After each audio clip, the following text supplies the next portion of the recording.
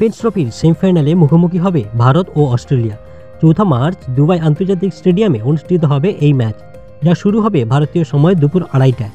দুই দলই ফাইনালে জায়গা করে নিতে মরিয়া। তবে চ্যাম্পিয়ন্স ট্রফিতে ভারতের বিরুদ্ধে অস্ট্রেলিয়ার রেকর্ড তেমন ভালো নয়।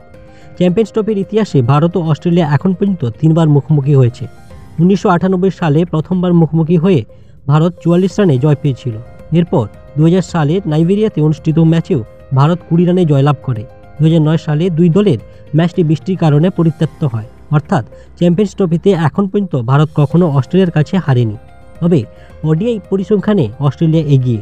ভারত ও অস্ট্রেলিয়া এখন পর্যন্ত 151টি ওয়ানডে ম্যাচ খেলেছে, যেখানে অস্ট্রেলিয়া জিতেছে 84টি এবং ভারত 57টি।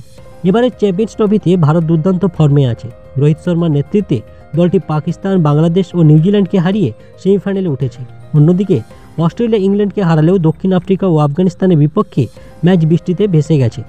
সেই সেমিফাইনালে দুই দলই জয়ের জন্য আপ্রাণ চেষ্টা করবে। চ্যাম্পিয়ন্স ট্রফিতে ভারতের দাপট বজায় থাকবে নাকি অস্ট্রেলিয়া ইতিহাস বদলাবে, এটাই দেখার অপেক্ষা।